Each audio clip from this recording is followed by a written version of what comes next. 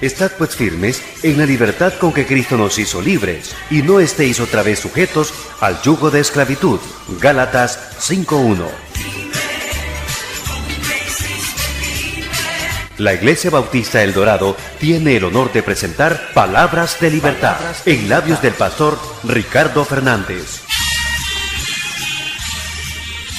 Uno puede ver la maldad en un rey como Herodes, y uno puede ver que el resultado de la maldad, todo lo que el hombre sembrare, eso también segará.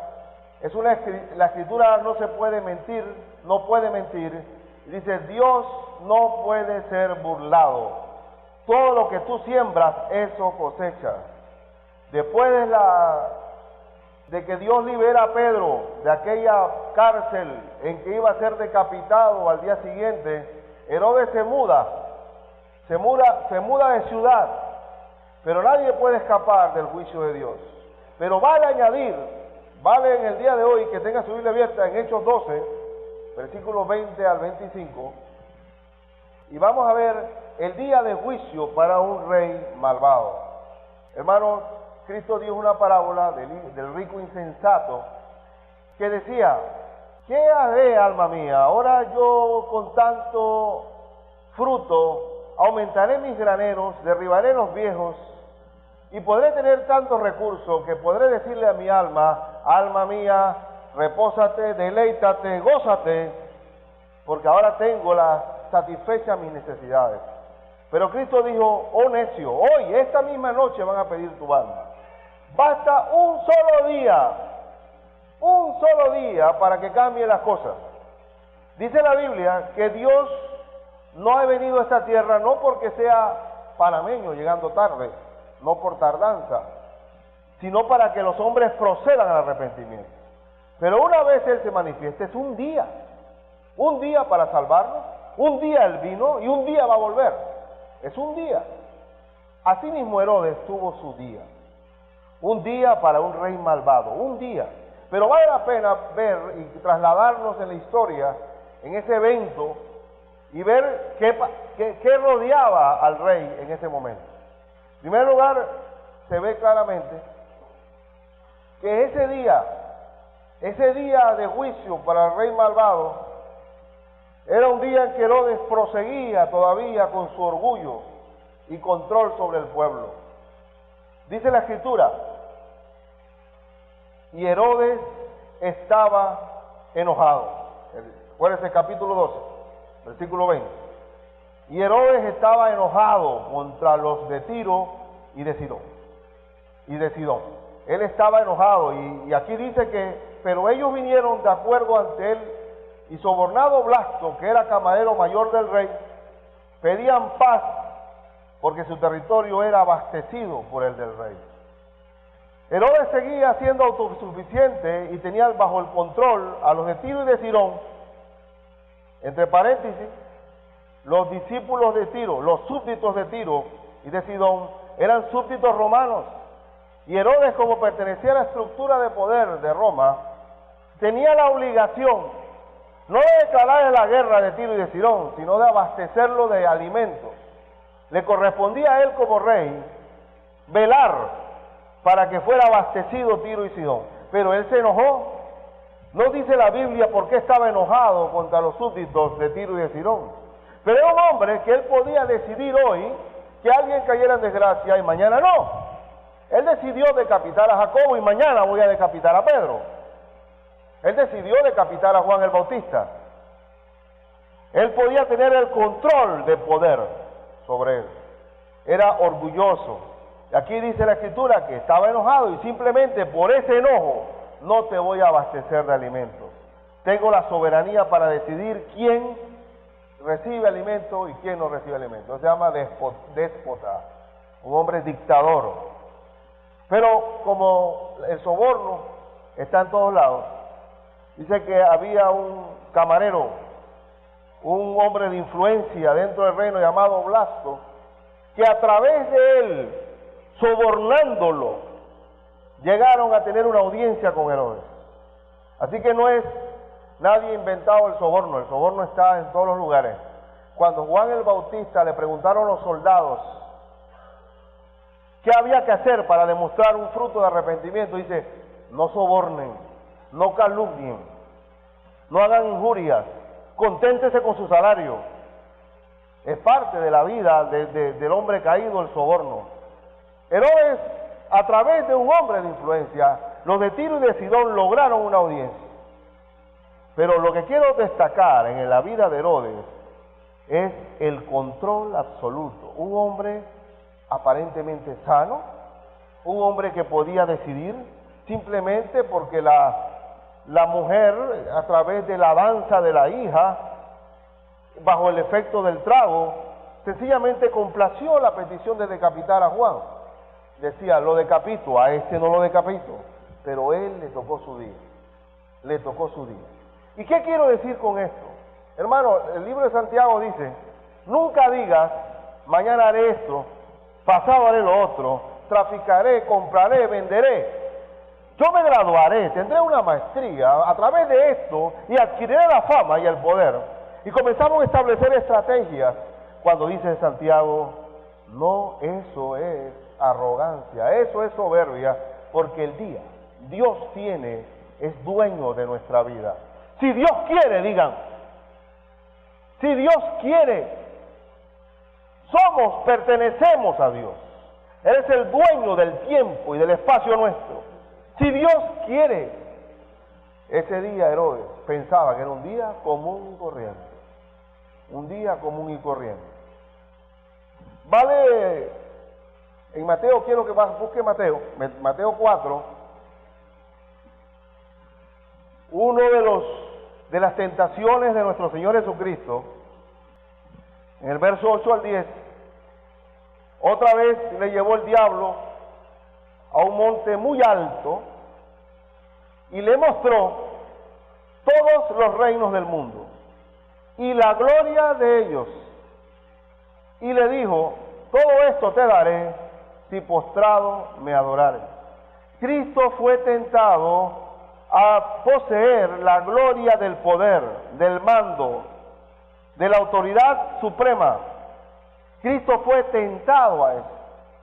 El hombre de hoy, ¿cuál es la raíz de todos los males? Del amor al dinero.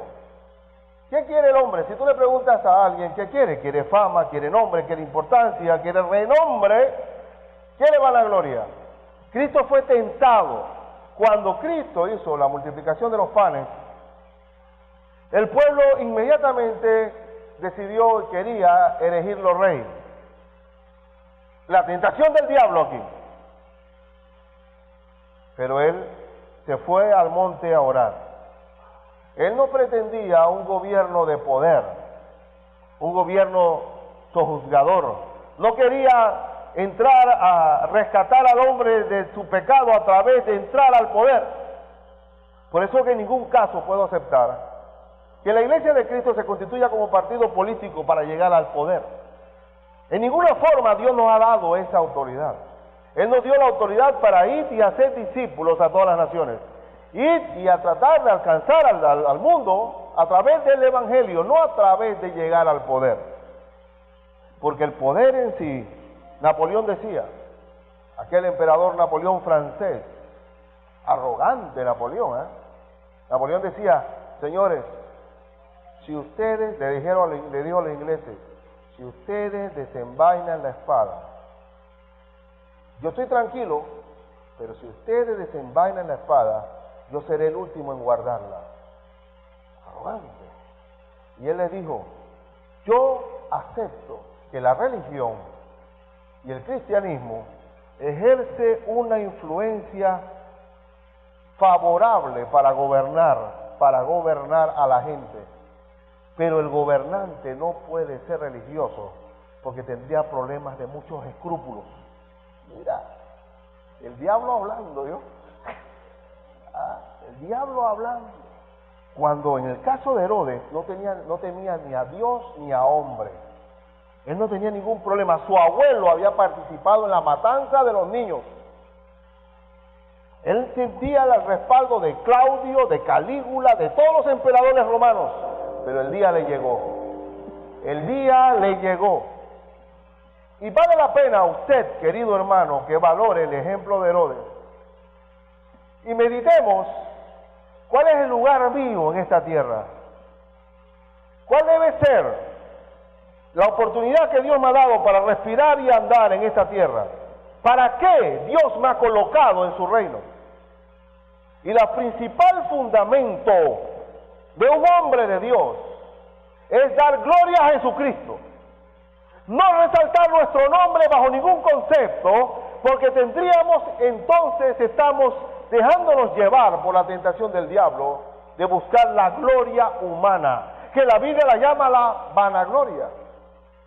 Alejandro el Calderero me ha desamparado, amando más a este mundo. Cuando buscamos la gloria personal, Dios no trabaja allí. Segundo lugar, era un día en que Herodes se vistió con sus ropas espléndidas y era adulado como Dios. Ese fue un día de fashion show. El hombre dice en la historia de Josefo que él se vistió inclusive de ropas tan espléndidas que brillaba, tenía mucha plata y oro y brillantes. Era increíble la personalidad de Herodes. Era la corte, esto es mucho más que la corte inglesa. Herodes se fue totalmente de gala, a través de Blasto, y falta ver el soborno que hubo y que Herodes también participa. Herodes le da la audiencia a los de Tiro y de Sidón, pero ahora él ha cambiado de política porque el dólar fácilmente cambia de bando. Y ahora él estaba tratando de halagar a los de Tiro y de Sidón por el soborno de Blasto y tenía otra cara y se viste de caché. Y la escritura dice, y un día señalado, Herodes vestido de ropas reales se sentó en el tribunal y les arengó. ¿Qué significa arengar? Arengar es cuando uno quiere, en los discursos de barricada, le dicen acá, en nuestro argot, señores, porque el pueblo necesita ser liberado de la opresión, porque nosotros de aquí en adelante vamos a triunfar, seremos vencedores y acabaremos con el enemigo y los oligarcas y los explotadores. ¿Me acuerdo yo en la universidad? Eso se llama arengar. Arengar es como cuando el predicador está buscando el amén del pueblo. Dios, estoy buscando. Podemos arengar cuando tenemos una predicación sin sustancia, sin entrar a valorar la esencia, el poder mismo de Dios en su palabra. Yo les estaba dando un discurso de político, un discurso de barricada, buscando la arenga, el amén y el sí del pueblo. Y lo logró. Con aquella, él hizo sus efectos especiales de publicidad, con esas ropas espléndidas, y logró el cometido porque el verso 22 dice, y el pueblo aclamaba gritando, voz de Dios y no de hombre, voz de Dios, oye, tú eres Dios, tú eres Dios. Y así mismo decía el Führer a Hitler. Hitler decían los generales, los oficiales de él, que cuando Hitler le daba la mano a alguien le decía, tú eres mujer, y tú te sentías mujer. Y si él estaba resfriado, se te pegaba el resfriado enseguida, de la influencia carismática que tenía Hitler sobre su gente. Pero a Cristo le dijeron, una mujer le arengó y le dijo, bendita la madre que te parió y los pechos que mamaste. Oh, dice Cristo, antes bienaventurados son los que hacen mi voluntad, los que oyen mi palabra y la ponen por obra, esos son bienaventurados. No, Señor no se maneja sobre arengas. Y en el caso de las ropas espléndidas, gracias, uno puede ver y comparar, cuidado con nosotros mismos, cuídate de la vanidad. Nosotros no valemos por las prendas, Y es el momento en que nos volvemos un arbolito, muchas mujeres son unos arbolitos de Navidad andando, porque sienten que eso les da cierta valoración. Quizás para la casa de empeño puede significar algo. Pero no valemos por nuestras ropas espléndidas. No valemos por la posición que tenemos. Porque todo es transitorio. Y dice la Escritura que cielo y tierra pasa, pero mi palabra no pasará. Que todo, dice que los deseos de los ojos, los deseos de la carne y la vanagloria de la vida pasa. Y el mundo pasa y sus deseos. Pero el que hace la voluntad de Dios permanece para siempre. Y yo quiero saber qué hijo conoce usted en nuestra occidente cristiano que se llama Herodes. ¿Quién quiere ponerle el nombre de Herodes a un hijo nuestro? ¿Ah? Con toda y su fashion show y su jet set, y él estaba en la revista Hola de Jerusalén. ¿Quién quiere ponerle el nombre de Herodes a un hijo nuestro? ¿O de Judas? ¿O de Pilato? Pilatito, ven acá. No existe. No existe. Nadie quiere ponerle el nombre de esa gente. Con todo y que fueron gobernantes, triunfadores, hombres de poder, quizá dejaron en herencia a sus hijos, plata, riqueza, pero al final, ¿quiénes son? ¿Quiénes son? Nada. Vanidad de vanidades, todo es vanidad debajo del sol. Cuando comenzó Nabucodonosor y se paseaba por el palacio y vio aquellos jardines colgantes, aquellos monumentos arquitectónicos que fueron parte de las 7 maravillas del mundo antiguo, dice Nabucodonosor, increíble, yo creé este asunto. Yo fui el que lo hice. Y cuando el hombre se vuelve yo, y cuando el ego se trepan de nosotros, ¿cómo terminó Nabucodonosor? Comiendo hierba como un animal, se le crucieron las garras, el pelo se volvió como una pelo de plumas de aves. Se volvió loco, porque la soberbia es locura. Y gracias a esa humillación, Nabucodonosor reconoció al Señor, a nuestro Señor, y fue un hombre de Dios. Pero ¿qué diferencia hay con este hombre que está gozando de los deleites temporales de la vida, pero le llegó su día? Estaba arengando y recibiendo aquella adulación, voz de Dios y no de hombre, y él ni siquiera reprendió. Señores, cálmense, cálmense, por favor, yo no soy Dios. Yo soy un simple mortal. Yo también voy al baño y todo. No los reprendió. Sin embargo, Juan el Bautista, vamos a buscar ahí en Mateo 11. En Mateo 11, él mandó a decapitar a Juan el Bautista. Versículo 2 al 11. Y al oír Juan en la cárcel los hechos de Cristo, le envió 2 de sus discípulos para preguntarle, ¿eres tú aquel que había de venir o esperaremos a otro? Juan estaba en un momento de crisis de fe en correlación a la identidad de Cristo. Respondiendo Jesús le dijo, id y haced saber a Juan las cosas que oís y veis. Los ciegos ven, los cojos andan, los leprosos son limpiados, los sordos oyen, los muertos son resucitados, y a los pobres es anunciado el Evangelio, y bienaventurado es el que no haya tropiezo en mí. Mientras ellos se iban, comenzó Jesús a decir de Juan a la gente. Escuchen bien, estoy haciendo una comparación con aquel hombre que fue decapitado por Herodes. Pero Cristo, ¿cuál era la impresión que tenía Dios de Juan? ¿Qué salisteis a ver al desierto? ¿Dónde estaba Juan predicando? En el desierto, del otro lado del Jordán. Dice que sus ropas no eran unas ropas finas. Dice, ¿qué fuiste a ver? ¿Una caña sacudida por el viento? ¿Algo que no tenía valor? ¿Una hierba cualquiera seca? ¿Una hierba cortada? ¿Eso era Juan el Bautista? ¿Alguien que tuvo la tragedia de ser decapitado? ¿Alguien que no valía nada para Dios? ¿Un hombre que se le quitó la juventud? ¿Quién era Juan el Bautista? ¿Una caña sacudida por el viento? ¿Un hombre que vivía comiendo langostas? ¿A qué salisteis a ver? ¿A un hombre cubierto de vestiduras delicadas? No. He aquí los que llevan vestiduras delicadas en las casas de los reyes están, como el caso de Herodes, que tenía sus vestiduras delicadas. ¿Pero qué salisteis a ver? ¿A un profeta?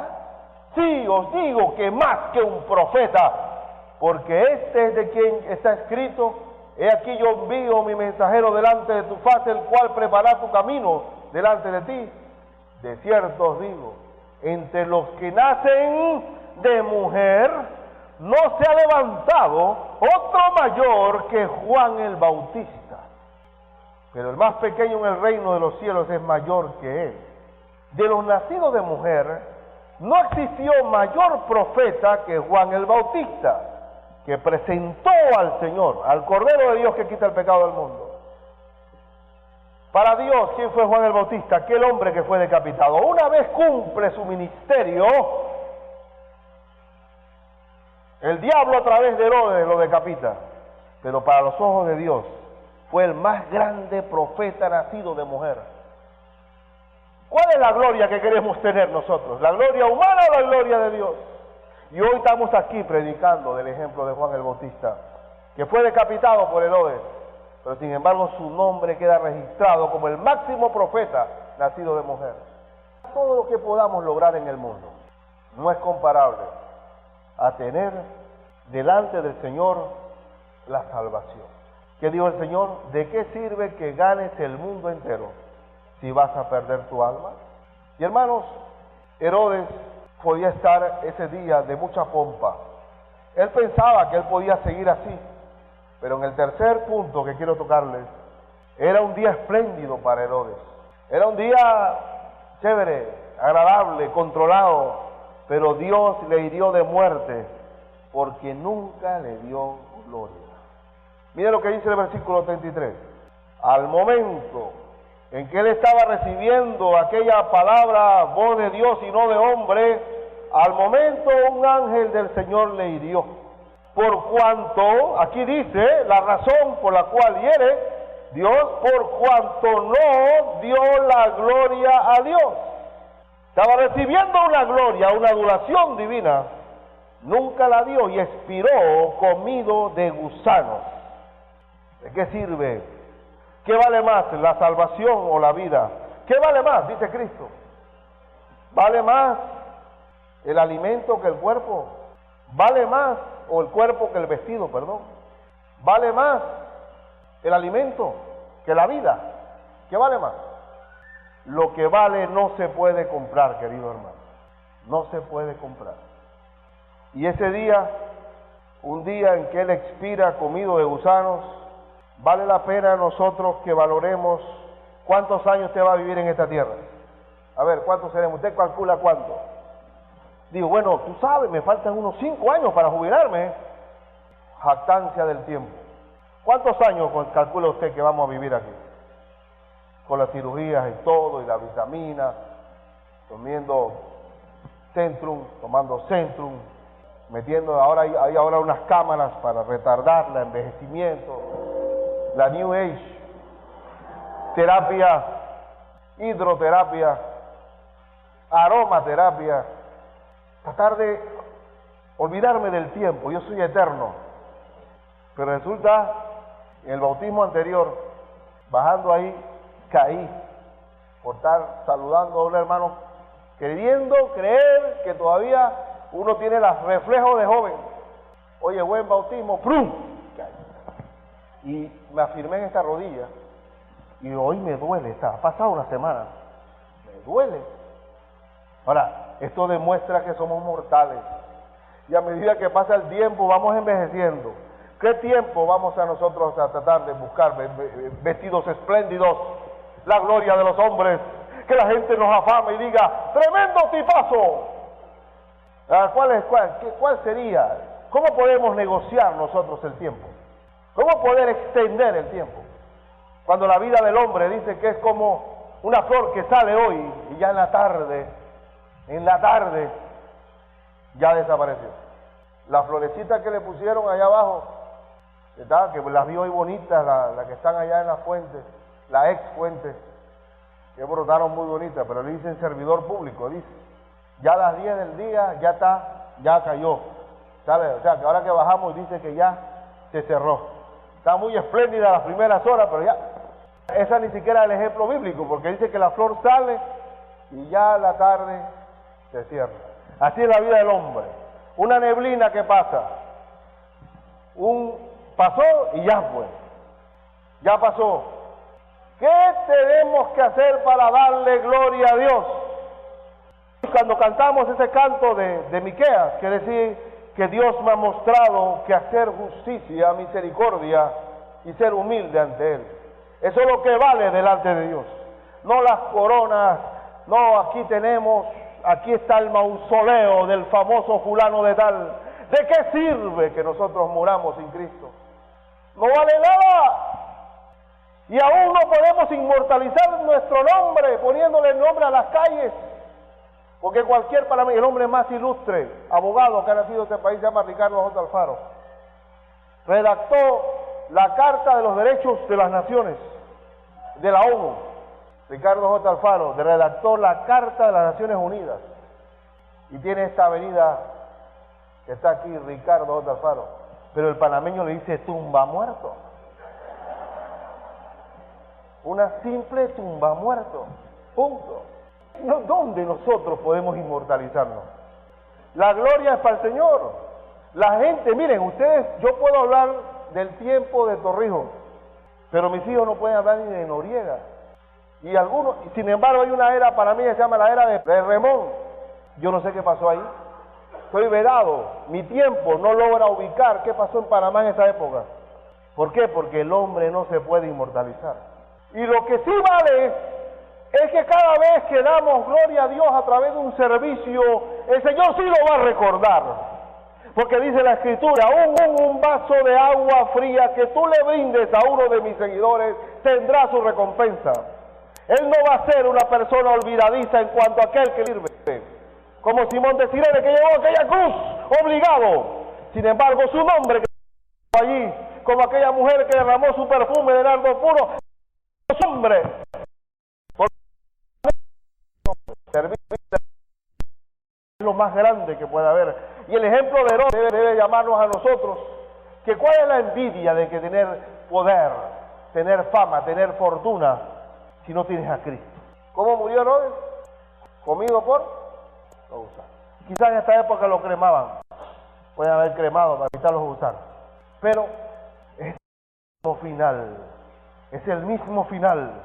Y hermanos, vale la pena recordarles lo que en Daniel 5, cuando aquel parrandero rey llamado Belsasar, que reemplaza en el trono a Nabucodonosor, comenzó a tomar en aquellos holgorio y parranda y orgía de muchos días, pidió tomar tragos con las copas del templo de consagración. Dice el verso 22, que tuvo un dedo que aparece y le escribe en la pared.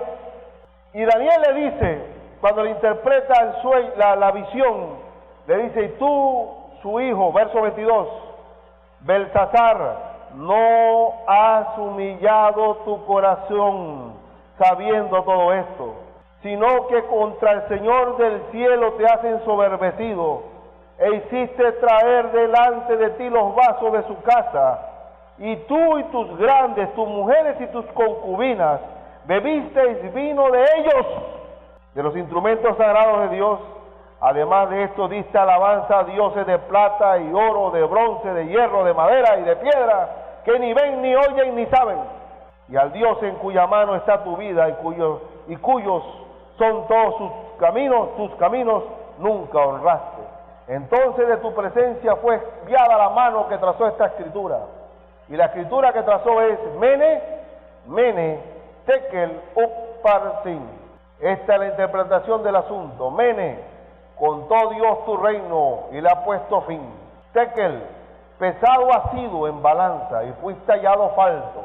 Pérez, tu reino ha sido roto y dado a los medos y a los persas.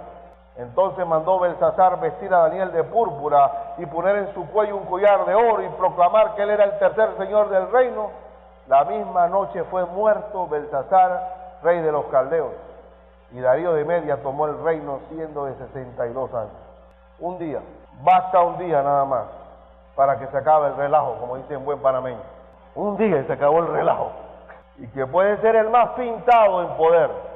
Mene, mene, tekel, un partín. Hasta aquí llegó, fuiste tomado, pesado y te fuiste. Se le puso fin al tuyo.